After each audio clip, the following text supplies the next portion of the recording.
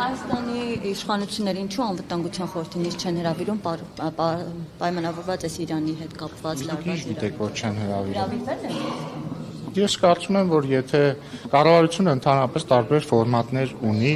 անվտանգության խորհրդի նիստ հրավիրելու, դրանք կարող են լինել հրապարակային, կարող են լինել ոչ հրապարակային։ Եթե ձեր հարցի բովանդակությունը այն է, թե արդյոք Հայաստանի կառավարությունը տվյալ իրավիճակից բխող ռիսկերը գնահատում է, ունի տարբեր սցենարներ, այո։ Ակնհայտ է, այսինքն մեր հարևան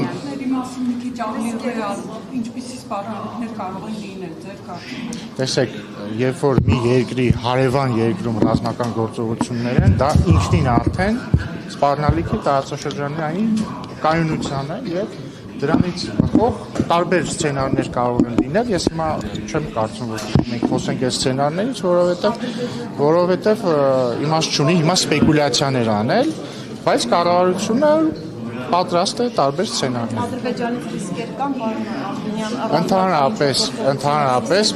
Ընդհանրապես, կրկնում եմ, երբ որ տարածաշրջանում ռազմական գործողություններ են, դա ստեղծում է ապակայունացման ռիսկեր։ Բայց ես չեմ կարծում, որ մենք հիմա պետք է տարբեր սպեկուլյացիաներով զբաղվենք եւ ասենք այսինչը կլինի կամ այնինչը կլինի, նկատի ունեմ հանրային խոսույթը։ Վարչապետը երկու շաբաթ անունի մեջ խոսեց կաթողիկոսի Բայց նա դες վերջացնենք նոր էլի։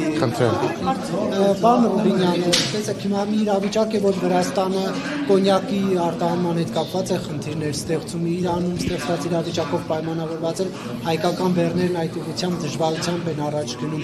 Այս իրավիճակում Հայաստանի իշխանությունները ինչ ռիսկի կառավարում են, ինչպես են պատկերացնում։ Եթե նկատի ունեք տնտեսական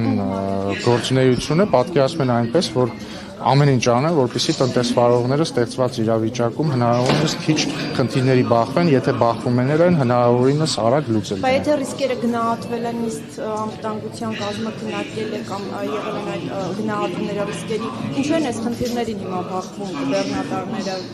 Իրանի սահմանին։ Նկատի ունեմ, եթե այդ ռիսկերի գնահատումը արվում է տարածաշրջանում այս իրավիճակի պայմանավորված, հիմա ինչու են խնդիրների առաջ ընտեղ վարորդները, իրանական սահմանը։